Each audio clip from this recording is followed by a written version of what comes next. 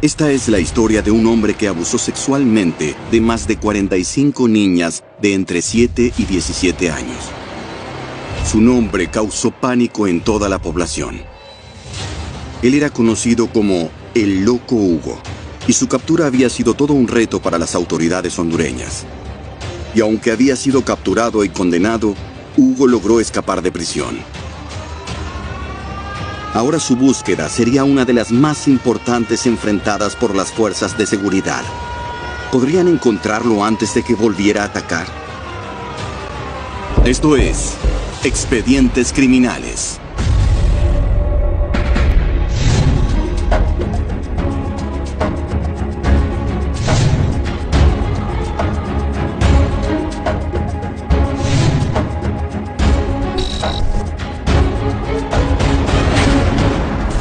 Esto es Expedientes Criminales. Son pocos los casos que se han apoderado de la imaginación de la sociedad hondureña, como lo hizo el caso del violador en serie Hugo Sierra Benavides, alias el Loco Hugo, un obrero de profesión, conocido en Comayagüela como un simple vendedor ambulante. Era una persona callada y muy amable, en especial con las niñas, pero ese personaje ocultaba abominables actos de secuestro y violación de niñas. ¿Cómo describiría a Hugo? Es una persona despreciable, frío, inteligente. De loco no tenía mucho. Sabía de lo que estaba haciendo, Se aprovechó de su condición de adulto e imagen de hombre amable para abusar de menores de edad. Fue difícil tratar cada uno de los casos. Las víctimas, principalmente ellas, sufrían mucho el proceso. Pero ¿cómo alguien llega a cometer tantos abusos sin llamar la atención de las autoridades? El proceso anterior lo hacía más difícil todo. Años atrás, denunciar un abuso sexual era un proceso muy difícil para las víctimas. Las víctimas eran expuestas a ver a su victimario y esto les afectaba mucho. Muchas se ponían muy nerviosas en sus declaraciones o simplemente se negaban a tener que pasar por una situación tan dolorosa.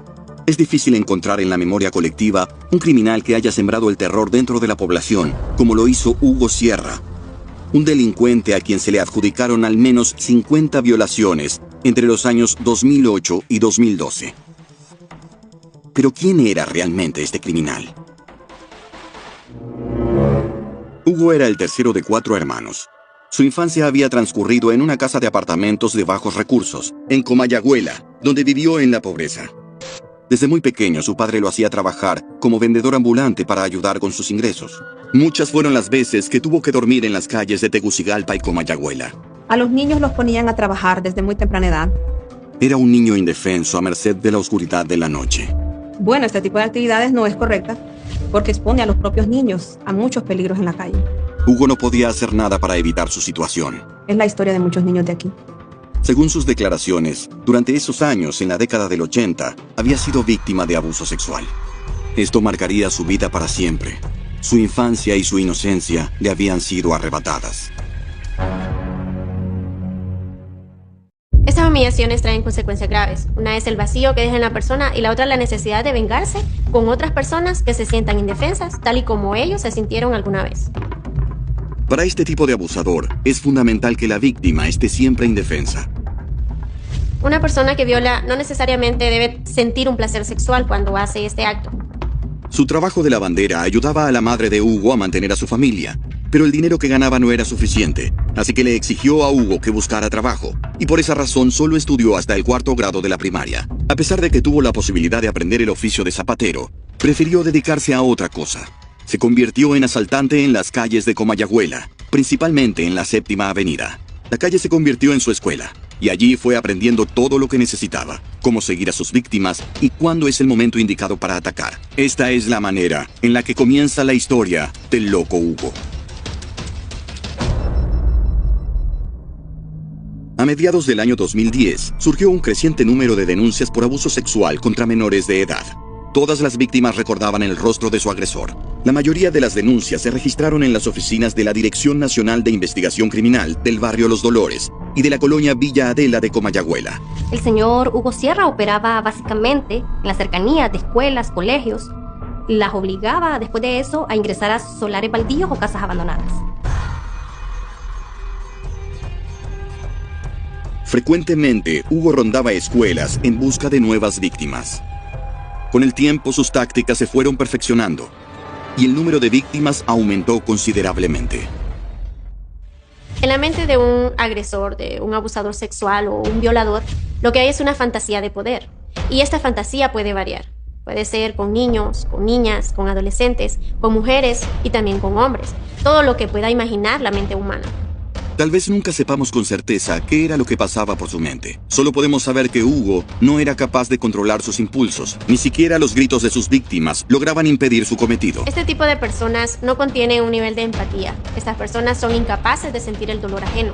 No comprenden de que esa persona está recibiendo dolor. En este caso específico, necesitaba hacer sufrir a sus víctimas. Tenía una sed insaciable de escuchar sus ruegos desesperados. Este tipo de persona no tiene posibilidades de cambio. Requieren de un tratamiento especial y deben ser controlados. Hubo más de 40 denuncias, pero se dice que los casos fueron muchos más, solo que por temor o por vergüenza, muchas de las víctimas no denunciaron los abusos a las autoridades. Al señor Hugo Sierra se le está acusando de más de 40 violaciones, pero según las investigaciones, son alrededor de 100 víctimas y todas en la capital. Pero hasta ese momento, las autoridades no habían relacionado los casos.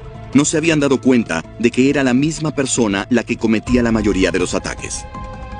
El número de víctimas aumentaba a medida que el tiempo pasaba. Lamentablemente, 7 de cada 10 mujeres que sufren abuso sexual no denuncian el delito a la policía. Una de las razones es porque el agresor amenaza con volver a repetir el acto sexual. Cuando se trata de víctimas menores de edad, el número de denuncias es menor. Muchas veces los padres no saben cómo reaccionar y recurren al silencio. La denuncia era el primer paso para detener esta ola de abusos. Una valiente madre hizo lo correcto y realizó una denuncia. Gracias a su coraje y determinación, la larga lista de crímenes de Hugo llegaría a su fin.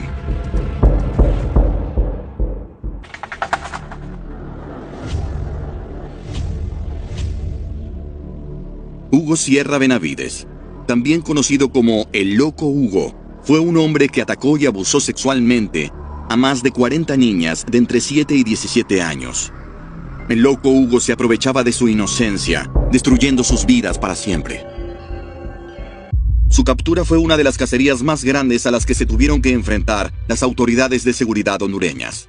¿Pero lograrían atraparlo a tiempo? Los primeros casos no habían sido relacionados todavía.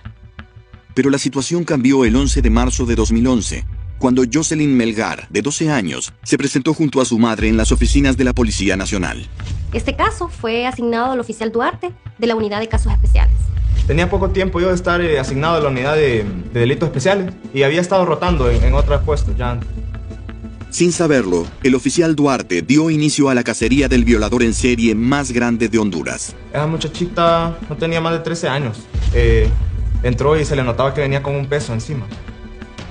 Pero se notaba bien incómoda. Este tipo de casos son casos delicados, por lo tanto se debe manejar con calma. El proceso es largo. Tenemos también que dejar que las víctimas se sientan en confianza, no es así nomás. Luego de mucho esfuerzo y paciencia, el oficial se ganó la confianza de Jocelyn, y así ella pudo contar lo que le había sucedido. Yo fui a comprar a la pulpería y de pronto un señor me venía siguiendo. Para de sonreírme y me asusté un poco. Ella se detuvo y miró hacia atrás. Y en eso miré que sacó una pistola de su pantalón. Y me agarró. Y me jaló más fuerte. Me paralicé. Me dio mucho miedo. Y aún más estaba sola. Nadie me podía ayudar. Pero ya era demasiado tarde. Es lo peor que me ha pasado. Y es aquí donde uno de verdad piensa qué tipo de maldito se aprovecha así de una persona tan indefensa. En Honduras hay un promedio de 3.000 casos de abusos sexuales al año. El 90% de las víctimas son mujeres y niñas. De pronto el oficial recordó otros casos similares que habían sido considerados aislados. Cuando estaba tomando la declaración me acordé de otra víctima que dio una declaración bastante parecida, específicamente en una cicatriz que tenía el asaltante. Cerca de 7 denuncias diarias eran interpuestas por ese delito a nivel nacional. Si el oficial estaba en lo correcto, Debía haber más denuncias similares. Ahí es cuando empecé a entender que esto solo era el principio. Me comuniqué con un compañero de otra de las estaciones y me hizo saber de otros 2 casos de niñas que fueron atacadas sexualmente en edad bastante parecida. Poco a poco los agentes fueron conectando las denuncias. Sí, había un patrón. Jóvenes de entre 7 y 17 años, un atacante que tenía un tatuaje en el hombro y una cicatriz en el estómago. El caso era más grande de lo que imaginaban. En mayo de ese año se investigaron reportes de 21 casos en diferentes colonias de Comayagüela. El modus operandi era exactamente el mismo. Ahora los oficiales trabajaban con la hipótesis de que todos esos ataques eran cometidos por la misma persona. También había un patrón en el área en el que trabajaba, ¿verdad? La mayoría de las denuncias se estaban dando en la DNIC, de ahí del barrio Los Dolores y de la colonia Villadela, en la capital. Para poder atrapar al criminal se armó un equipo de trabajo. Pues este tipo de trabajo se hace en conjunto. Trabajamos con la gente de Fusina, trabajamos con la gente de la Fiscalía de la Niñez y también trabajamos con la Unidad de Fuerzas Especiales. Para la investigación y judicialización de los casos, las autoridades contaron con el apoyo logístico y profesional de investigadores, abogados y psicólogos. Gracias a los testimonios de las víctimas, se obtuvo información valiosa. El violador tenía un estilo particular de vestir y solo atacaba en horas de la tarde. En un momento solo teníamos los retratos del atacante, pero cambiaban siempre dependiendo de la víctima. Durante el proceso, se detuvieron e investigaron a más de 70 personas con características similares a las que reportaron las víctimas. Decidimos repasar casos anteriores y fue ahí donde dimos con la pista de un sospechoso. Uno de los casos, incluso, proporcionó un posible nombre: Hugo Sierra Benavides. En la población se empezó a correr la voz de que había un sospechoso. Un hombre al que le pusieron el seudónimo de El Loco Hugo. El apodo viene de un programa de televisión, que creo que es de Venezuela, y es un programa de chistes. Hay un personaje que es exhibicionista, anda con un abrigo y se le para enfrente a las mujeres y abre así el abrigo. Y el nombre del personaje es Loco Hugo. El nombre se hizo popular, y aunque la gente lo encontraba gracioso, Hugo Sierra no era precisamente un loco. Realmente este tipo de personas no son locas. Este tipo de personas son conscientes de lo que hacen. Sin embargo, es una conducta que ellos no controlan, a lo que le llamamos una conducta compulsiva. Es algo que se repite constantemente. El equipo seguía trabajando a contrarreloj. Cada minuto contaba para capturar a este criminal. El área de ataque se delimitó a los siguientes lugares: Zona de Mayoreo, Colonia 3 de Mayo, Colonia Bellavista y Barrio Morazán.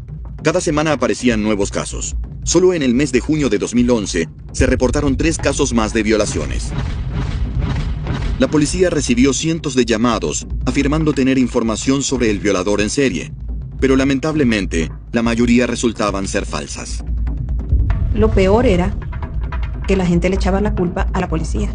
El miedo se apoderó de los padres de la comunidad, sintiendo que habían perdido el control. La gente pensaba que era una disputa entre mareros por territorio. Se rumoraba también que había gente inestable ahí abusando. Y también estaba el rumor de que habían cultos satánicos que estaban haciendo esto con las niñas. Era muy importante para nosotros concluir con esta pesadilla.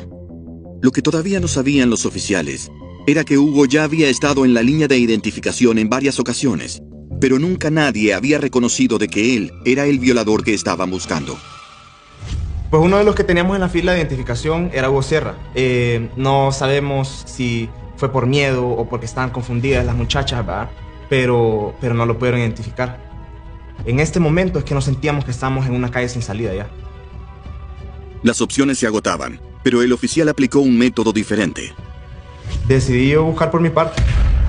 Este valiente policía no se daría por vencido tan fácilmente.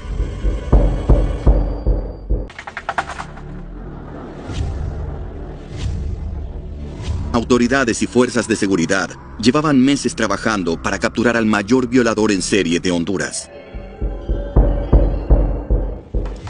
Simplemente tendríamos que comenzar de nuevo.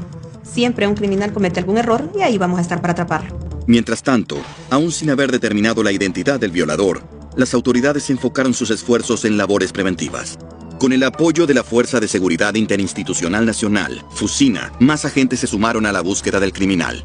Además, se montaron nuevos puestos de vigilancia en las entradas y salidas de las colonias donde habían ocurrido los ataques. Pues ahí ya empezamos a buscar apoyo de parte de los padres, ¿verdad? Que se integrara un poco la comunidad, que estuvieran pendientes de que si lo miraban en las calles y esas cosas para proteger a sus niños.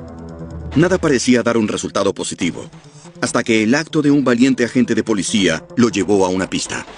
Es la parte que le da miedo a uno, ¿no?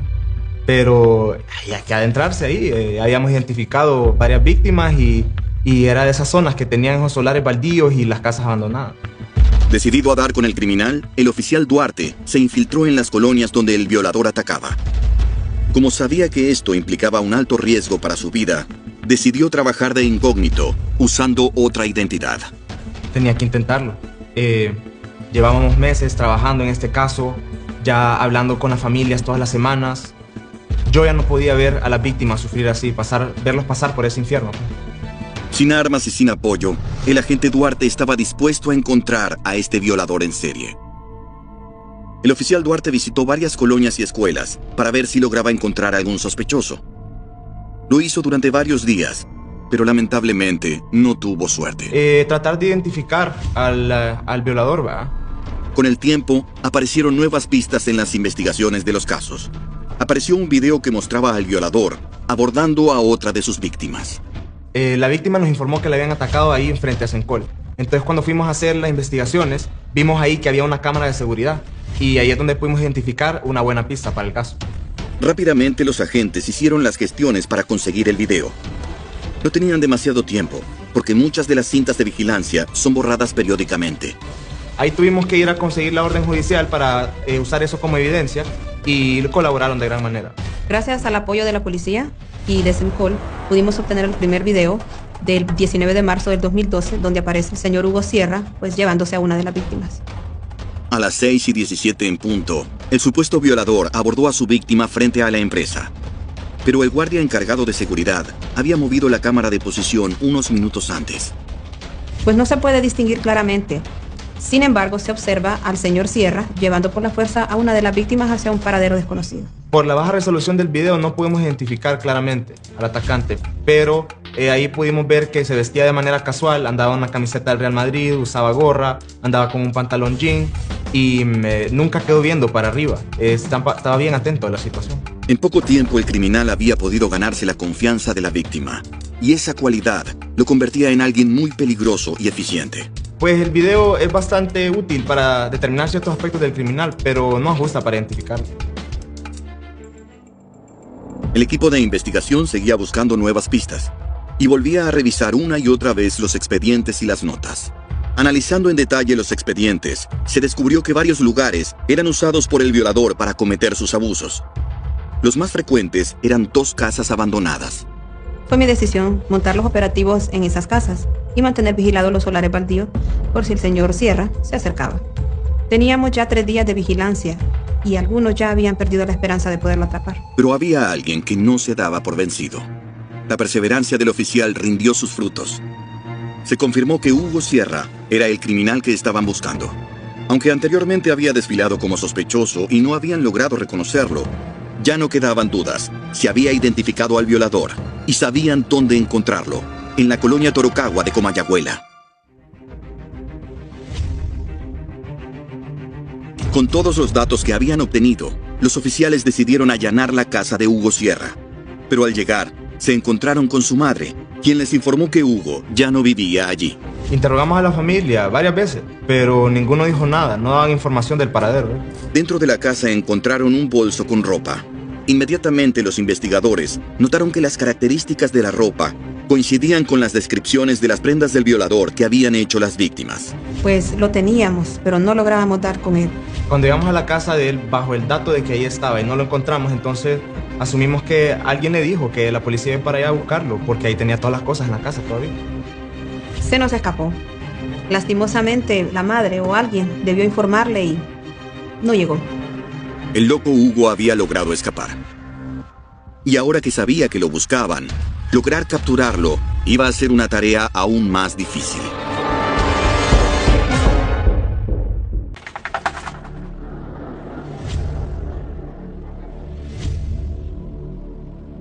Hugo Sierra era el violador en serie más grande que la policía había buscado. Varias personas habían confirmado su identidad. Las autoridades estaban cerca de encontrarlo, pero ya sea por la casualidad o la complicidad de la gente, no lograban capturarlo.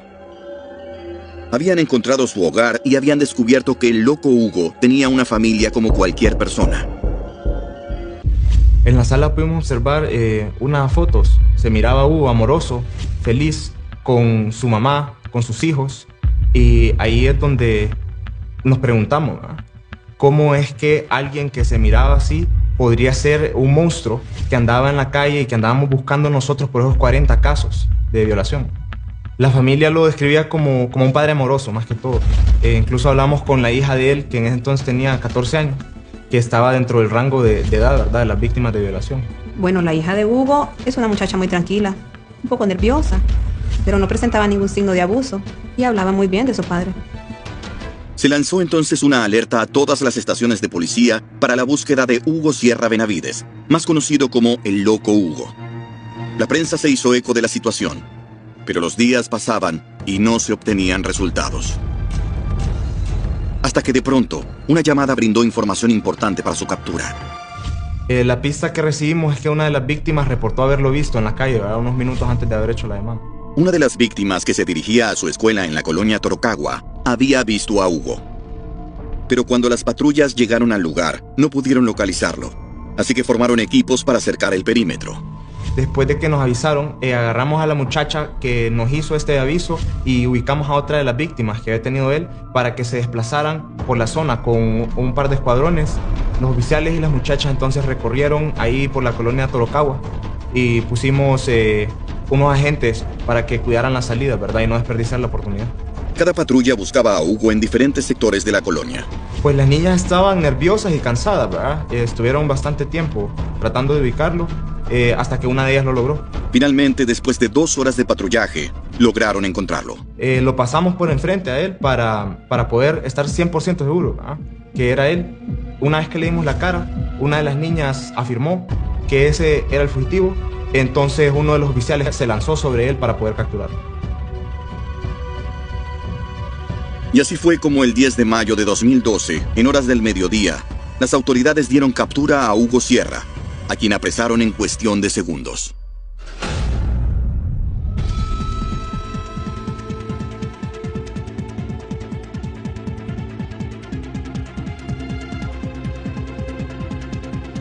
Lo llevaron al cuartel de la policía y lo interrogaron durante varias horas. Al principio él negaba tener conexión con los casos, pero las pruebas médicas forenses fueron irrefutables. Ahí tuvimos la prueba de ADN, que fue casi 100% afirmativa, ¿verdad? Entonces no se ocupaba ni una confesión. Después de varios meses de intensas investigaciones y vigilancia, Hugo Sierra Benavides había sido capturado. El violador en serie más famoso del país aseguró que en el tiempo que llevaba en prisión, los demás reclusos nunca le habían faltado el respeto. Pero aún así, intentó suicidarse. Durante los 4 años que pasó en la cárcel, Hugo intentó suicidarse en 3 ocasiones. La primera acumuló e ingirió 39 pastillas para dormir. Pero el resultado no fue el esperado, solo le provocaron un sueño profundo. En el segundo intento, utilizando varias sábanas, hizo una trenza, se la enroscó en el cuello y luego se colgó. Pero al sentir el frío de la muerte, reaccionó y desistió del intento. En el siguiente intento se cortó las venas con una hoja de afeitar, pero las autoridades lo llevaron al hospital escuela y le salvaron la vida. Es normal que este tipo de personas se depriman. Ellos saben que en lo que les resta de vida van a estar aislados de su familia, de sus amigos. Este parecía ser el fin del loco Hugo. Pero a pesar del exitoso trabajo de la fiscalía, agentes de seguridad e investigadores, este caso aún no terminaría. Hugo se escapó.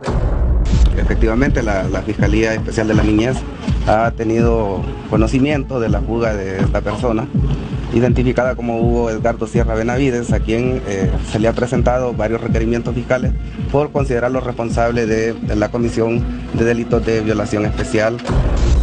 Al mediodía del domingo 10 de marzo de 2015, Hugo, junto a 2 reclusos, saltaron el muro de la penitenciaría. Lo hicieron con una cuerda hecha de sábanas. Corrieron entre los matorrales y cruzaron los 2 anillos de seguridad que custodiaban los alrededores de la prisión.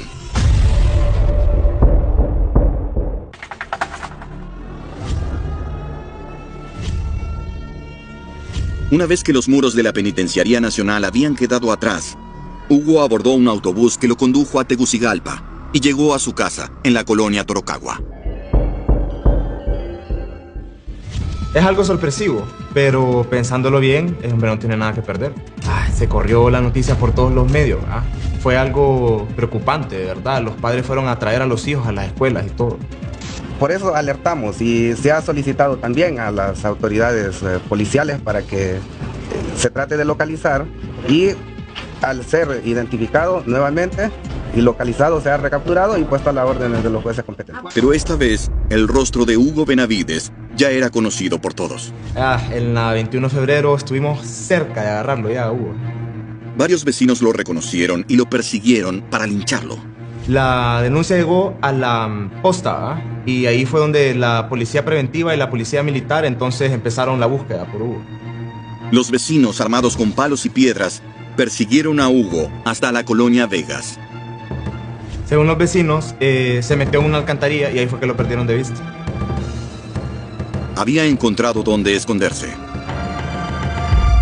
En ese momento los oficiales procedieron a tirar una bomba de gas lacrimógeno dentro de la alcantarilla para poder sacarlo. La gente estaba furiosa, por lo que nada podía garantizar la seguridad física de Hugo si era atrapado. Si me llega a tocar uno de mis hijos, lo mataría con todos los vecinos, lo agarraríamos, lo mataríamos, lo quemaríamos. Pues si yo lo encuentro en el acto, vengo, le pego un martillazo, una pedrada, le agarro y le quiebro la cabeza. Si yo lo encuentro, yo le corto la vida. Pero luego de muchos intentos y de una larga espera, no había señales de Hugo. Había escapado otra vez. Los teléfonos de la Policía Nacional estaban a punto de estallar. Reportaban haberlo visto en las inmediaciones de sus casas, en diversos lugares públicos donde se decía que había nuevos casos de violaciones. Pero todos estos reportes resultaron ser falsos. Tuvimos que calmar a la población. Hicimos esfuerzos sin desestimar que se tenían que tener ciertas precauciones, especialmente con las niñas entre 7 y 17 años y específicamente a la hora de salida de las clases.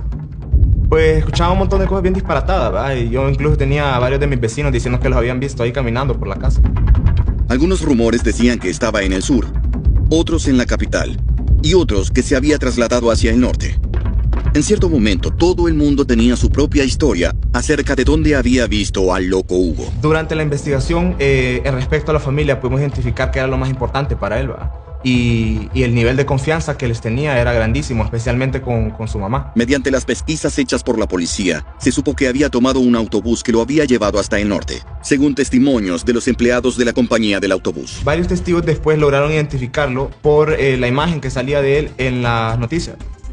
Ya cuando sale él de nuestras fronteras es más difícil seguirle la pista, ¿verdad? Entonces hacemos una fuerza conjunto de la justicia guatemalteca y así es como nos damos cuenta que es a base de jalones que él logra esquivar algunos de los operativos y otros tramos los hace a pie también. A medida que pasaba el tiempo, la captura de Hugo se iba complicando cada vez más. Con cada paso que se daba, se alejaba más de la justicia de Honduras. Pero aún había esperanzas. Pues la familia seguía teniendo un frente cerrado, diciendo que no se comunicaban con él. Pero teníamos un informante cercano a ellos que nos decía que había comunicación periódica. Hasta los peores criminales tienen una madre. Y Hugo, a pesar de todo, era un buen hijo. Y nunca había perdido el contacto con su amada madre. Lo capturamos por medio de un trabajo de inteligencia que se hizo, ¿verdad? Teníamos intervenidas las llamadas de la familia y así supimos que estaba en México. Entró a México por Tapachula y se dirigía hacia Oaxaca. Ya se había quedado sin dinero y estaba buscando trabajo. Inmediatamente las autoridades hondureñas se pusieron en contacto con las mexicanas y se logró comunicación con la Agencia de Investigación Criminal de la Procuraduría General de la República y la Interpol. Su viaje fue interrumpido por agentes de la Agencia de Inteligencia Criminal en la frontera y también por la gente de Interpol. Ellos contaban con una orden de captura para Hugo, así fue que lo detuvieron. Finalmente se logró su captura el 26 de marzo de 2015. 2 días después, se lo deportó a Honduras. Esta era su segunda deportación. La primera fue en un intento de llegar a los Estados Unidos. Luego de la captura del peligroso violador Hugo Benavides en México, las autoridades del Ministerio Público han manifestado cuál sería el destino de este individuo tras haber llegado a Honduras en vuelo comercial a San Pedro Sula. De igual manera, él tenía una orden de captura por el delito de evasión, haberse fugado de la Penitenciaría Nacional, y se le seguía un proceso por el delito de portación ilegal de armas.